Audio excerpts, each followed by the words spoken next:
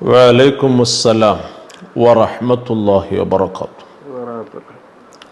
അൽഹംദുലില്ലാഹ്. സംശയം, ഞാനൊരു സദസ്സിൽ പങ്കെടുത്തു. ആ സദസ്സിലൊരു ഉസ്താദ് പറഞ്ഞു, ഒരു മദ്ഹബിലും സോക്സുമേ തടവാൻ പറ്റൂല എന്ന് പറഞ്ഞു.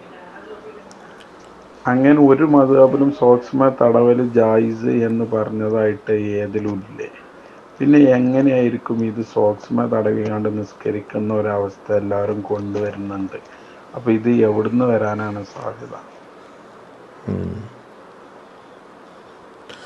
ജൗറബ്, കാലുറ സോക്സ് എന്നൊക്കെ പറയും.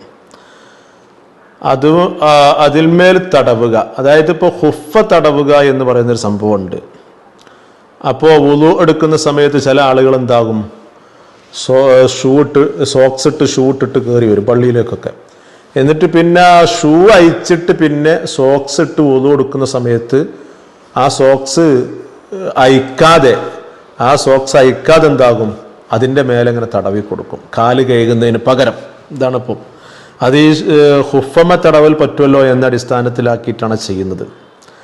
ഇങ്ങനെ വുളുവിൽ കാല് കഴുകുന്നതിന് പകരം അതിൻ്റെ മേലെ ഇട്ട സോക്സ് തടവല് 4 മദ്ഹബിലും നിരുപാധികം പറ്റൂല എന്നുള്ളത് ഒരിക്കലും അങ്ങനെ പറയാൻ കഴിയില്ല. വ്യത്യാസമുണ്ട്, മദ്ഹബിൽ വ്യത്യാസമുണ്ട്. ഏതായാലും നമ്മുടെ മദ്ഹബാവുന്ന ശാഫിഈ മദ്ഹബ് എന്ന് ആദ്യം പറയാം. ശാഫിഈ മദ്ഹബിൽ സോക്സ് ഇട്ട് കഴിഞ്ഞാൽ അതിമ തടവണമെങ്കിൽ നിബന്ധനയോടുകൂടെ പറ്റുള്ളൂ എന്ന് വ്യക്തമായിക്കൊണ്ട് തന്നെ മഹാനായ ഇമാം നവവി റളിയല്ലാഹു അൻഹു അവിടുത്തെ ഷറഹ് മുഹദ്ദബിൽ പറയുന്നുണ്ട്. ഷറഹ് മുഹദ്ദബിന്റെ 1-ാം വാള്യം ഇതിൻ്റെ 431 പേജിലായിട്ട്, 431, 432 പേജുകളിലായിട്ട്, വഇൽ ലബിസ ജൗറബൻ ഉണ്ടോ, ജൗറബന സോക്സ് കാലുറ എന്നൊക്കെയാണ്. ഒരാൾ സോക്സ് ധരിച്ചാൽ ജാസൽ മസ്ഹു അലൈഹി, അതിൻ്റെ മേലിൽ തടവൽ അവനക്ക് ജായിസാണ്. ബി ഷർത്തൈനി, 2 ഷർത്ത് വേണം, 2 ഷർത്തുണ്ട്. അതിൽ 1-മതായിട്ടുള്ളൊരു ഷർത്ത് പറഞ്ഞു, യക്കൂന സഫീക്കൻ, അത് കട്ടിയുള്ളതായിരിക്കണം, കാല് വെളിവാകാൻ പാടില്ല. അപ്പൊ കാല് മൊത്തം മറയുന്നത്, അതിൻ്റെ നിറം കാണാത്ത രൂപത്തിലുള്ള കട്ടിയുള്ള നല്ലൊരു സോക്സ് ആയിരിക്കണം. പിന്നെ 2-മത്തെ ഷർത്തായിട്ട് പറഞ്ഞു യക്കൂന മുൻഅലൻ, അയ്മ നടക്കാൻ കഴിയണം. അപ്പൊ ഈ ചെരുപ്പ് പോലെ നമ്മൾ നടക്കാൻ കഴിയണം. ഇങ്ങനെയുള്ള സോക്സ് ആണെങ്കിലേ എന്താകാൻ പറ്റുള്ളൂ, അയ്മ തടവാൻ പറ്റുള്ളൂ ഷാഫിഈ മദ്ഹബിൽ. അതാണ് നവവി ഇമാം തറപ്പിച്ചങ്ങോട്ട് പറഞ്ഞത്, അന്ന സ്വഹീഹ മിൻ മദ്ഹബിന, നമ്മുടെ മദ്ഹബിൽ സ്വഹീഹായി വന്ന അഭിപ്രായം, അന്നൽ ജൗറബ ഇൻകാന സഫീകൻ യുംകിനു മുതാബഅത്തുൽ മശീ അലൈഹി ജാസൽ മസ്ഹു അലൈഹി.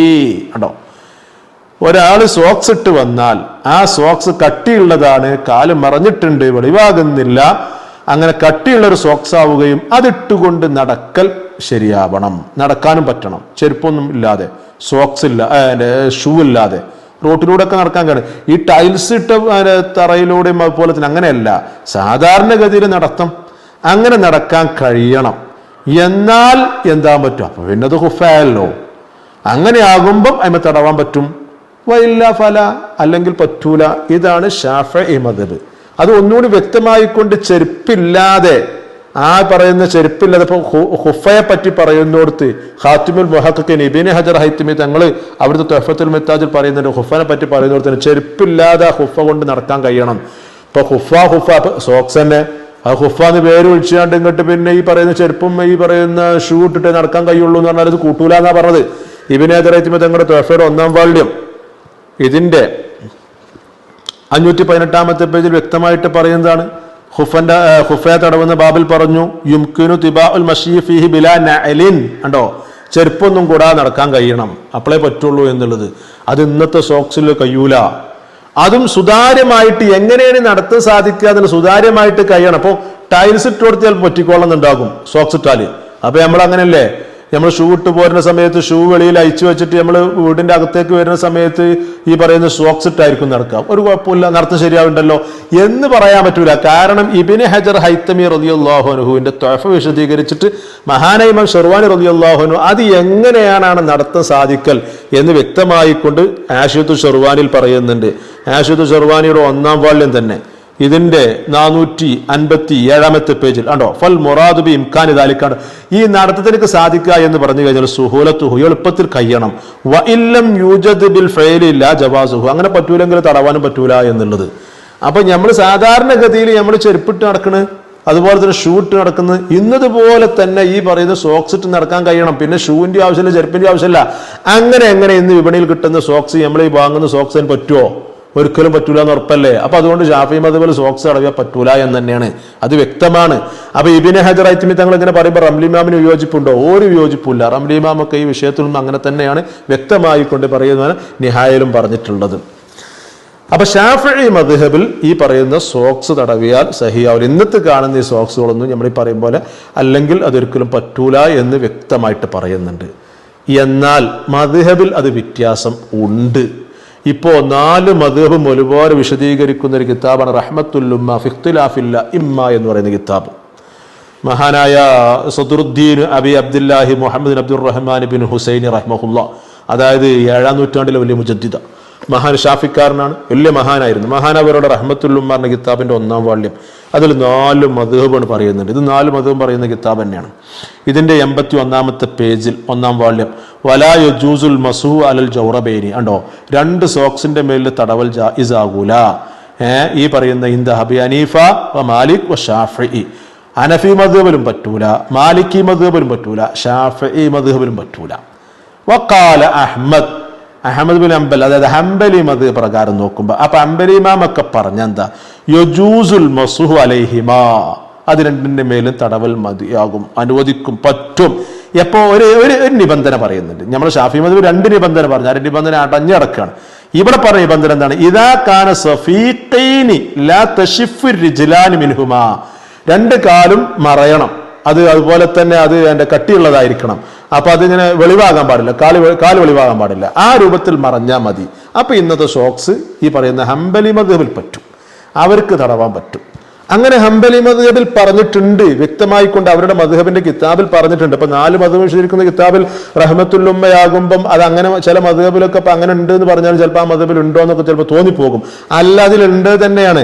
ഇപ്പൊ ഇബ്നു ഖുദാമ റളിയല്ലാഹു അൻഹു എന്ന് പറയുമ്പം ഹംബലി മദ്ഹബിൽ അവർക്ക് വലിയ കാര്യപ്പെട്ട ഇമാമും ഒക്കെയാണ്, അവർ ആധാരമാക്കുന്ന ഇമാമാണ് ഇബ്നു ഖുദാമ. നമ്മൾ ഇബ്നു ഹജർ ഹൈതമി തങ്ങളൊക്കെ ഷാഫി മദ്ഹബിൽ പറയും പോലെ ആ ഇബ്നു ഖുദാമ റളിയല്ലാഹു അൻഹുവിന്റെ അൽ ഉംദത്തു എന്ന കിതാബ് ഈ പറയുന്ന ഹംബലി മദ്ഹബിലെ ഫിഖ്ഹാണ്.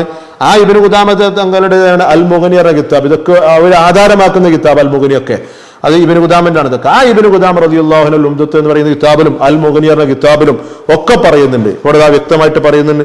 ഈ പറയുന്ന അൽ ഉംദ ഈ കിതാബിൽ പറയുന്നുണ്ട് 85-ാമത്തെ പേജിൽ, യജൂസുൽ മസ്ഹു അലൽ ഖുഫൈനി, കണ്ടോ, 2 ഖുഫന്റെ മേൽ തടവൽ ജായിസാകും. പിന്നെ പറഞ്ഞു വമാ അഷ്ബഹുഹുമാ, കണ്ടോ, അതിനോട് തുല്യമായി നിൽക്കുന്ന ഒന്നും, മിനൽ ജവാരിബി സ്വഫീഖത്തി, കട്ടിയുള്ള സോക്സുകൾ, ജോർബന്റെ ജവാരിബ്, കണ്ടോ, സോക്സുകൾ, അല്ലത്തി തുസ്ബുത്തു ഫീൽ ഖദമൈൻ, 2 കാലുകളും മറഞ്ഞിക്കണം, 2 കാലുകളും മറഞ്ഞ് കട്ടിയുള്ളതായ സോക്സ് ആണ് എന്നുണ്ടെങ്കിൽ തടവാം എന്ന് ആ മദ്ഹബിൽ വ്യക്തമായിട്ട് പറയുന്നുണ്ട്. അതങ്ങനെ തന്നെയുണ്ട് ഹംബലി മദ്ഹബിൽ. എന്നിട്ട് മാത്രമല്ല, ഇപ്പൊ ഈ 4 മദ്ഹബിൽ 3 മദ്ഹബും പറ്റൂല എന്ന് പറയുമ്പം ഹംബലി മദ്ഹബ് പറ്റുമെന്ന് പറയുമ്പോൾ മഹാനായ ഇമാം ഷഅറാനി റളിയല്ലാഹു അൻഹു ഷാഫി മദ്ഹബിലെ ഗഡ്സുള്ള പണ്ഡിതരും 4 മദ്ഹബും ഒരുപോലെ ഫത്വ കൊടുക്കാൻ പറ്റിയ കെൽപ്പുള്ള പണ്ഡിതരുമാണ്. മഹാനവരുടെ ഷഅറാനി, മീസാനു ഷഅറാനി എന്ന് പറയുന്ന ഈ പറയുന്ന കിതാബിൽ അത് വ്യക്തമായിട്ട് പറയുന്നുണ്ട്. ഇതിൽ എങ്ങനെ തന്നെ പറയും, ഈ 4 മദ്ഹബ് വിശദീകരിച്ചിട്ട് ഏതൊക്കെ മദ്ഹബ് അതിൽ ഭയങ്കര സ്ട്രോങ് കുറവേതാ എന്നൊക്കെ പറഞ്ഞുതരും. ഇതിന്റെ 1-ാം വാള്യത്തിന്റെ 596-ാമത്തെ പേജിലുണ്ടോ ഹുക്കുമുൽ മസ്ഹി അലൽ ജൗറബൈൻ, അങ്ങനെ അധ്യായം തന്നെ കൊണ്ടുവന്നു. 2 സോക്സിന്റെ മേലെ തടവുന്ന അധ്യായം അവിടെ പറഞ്ഞിട്ടുണ്ട്. ഖൗലുൽ അഇമ്മത്തി തലാത്തത്തി, അതാണ് ഷാഫി മദ്ഹബും ഹനഫി മദ്ഹബും മാലിക്കി മദ്ഹബും ഒക്കെ, ബിഅദമിൽ ജവാസിൽ മസ്ഹി അൽ ജൗറബൈനി, 2 ഇതിന്റെ മേൽ തടവിയാ പറ്റൂല എന്നുള്ളിടത്ത് തന്നെയാണ് പോകുന്നത്. കുറെ ഷർത്തുകളൊക്കെ പറയുന്നുണ്ട്, അത് നല്ല തോലിൻ്റെതായിരിക്കണം, നടക്കാൻ പറ്റണം എന്നൊക്കെയാണ് പറഞ്ഞതിന്റെ അർത്ഥം. എന്നിട്ട് പിന്നെ പറഞ്ഞു ഈ പറയുന്ന ഖൗലി അഹ്മദ്, ഉണ്ടോ, ഹംബലി മദ്ഹബാകുമ്പോൾ ബി ജവാസിൽ മസ്ഹി അലൈഹിമ, അതിന്റെ മേലെ തടവാൻ പറ്റുമെന്ന് തന്നെയാണ്. ഇങ്ങോട്ട് പറഞ്ഞു ഫലവ്വലു, 3 മദ്ഹബിന്റെയും അഭിപ്രായം മുശദ്ദദുൻ, കുറച്ച് സ്ട്രോങ്ങാ. വത്താനി ഹംബലി മദ്ഹബ് മുഫസ്സലുൻ, അത് കുറച്ച് എളുപ്പമാണ് എന്നുള്ളതും പറയുന്നുണ്ട്. മനസ്സിലായില്ലേ? അപ്പൊ ആകെ തുക പറയുകയാണെന്നുണ്ടെങ്കിൽ 4 മദ്ഹബിലും സോക്സ് തടവിയാൽ പറ്റൂല, സോക്സിന്റെ മേലെ തടവിയാൽ പറ്റൂല, നിരുപാധികം അങ്ങനെ പറയാൻ പറ്റൂല. അങ്ങനെയാണെങ്കിൽ നമ്മൾ വിദേശ രാജ്യങ്ങളിലൊക്കെ പോകും, പ്രത്യേകിച്ച് 2 ഹറമിലും പോകുമ്പം അവിടെ ചില അറബികളൊക്കെ ഇങ്ങനെ സോക്സ് തടവുന്നത് കാണുന്നുണ്ട്. അവരും മദ്ഹബ് ഹംബലി ആയിരിക്കും, പ്രത്യേകിച്ച് സൗദി അറേബ്യയൊക്കെ ഹംബലി മദ്ഹബിനാണ് പ്രാധാന്യം കൊടുക്കാറുള്ളത്. അങ്ങനെ ആകുമ്പോൾ അതിനെ കണ്ടുകൊണ്ട് നമ്മൾ എതിർക്കാനും പറ്റൂല, കാരണം അവരെ മദ്ഹബിൽ അത് പറ്റും. അതുകൊണ്ടാണ് ഈ പറയുന്ന ചോദ്യകർത്താവ് ഉന്നയിക്കുമ്പോൾ എങ്ങനെ പിന്നെ ശ്രേഷ്ഠം അതിനൊക്കെ കയറി വരുന്നത്. അത് കണ്ടിട്ട് പല ആളുകളും ഷാഫി മദ്ഹബാരും ചെയ്യുന്നുണ്ട്. അത് ശരിയാവില്ല, അത് ചെയ്യരുത്. അങ്ങനെ ചെയ്യുന്നവർ ആ മദ്ഹബ് ചെയ്യും, അത് നമ്മൾ എതിർക്കാനായിട്ട് പറ്റൂല. അപ്പം ഹംബലി മദ്ഹബിലുണ്ട്, ബാക്കി 3 മദ്ഹബിലും ഇല്ല കേട്ടോ.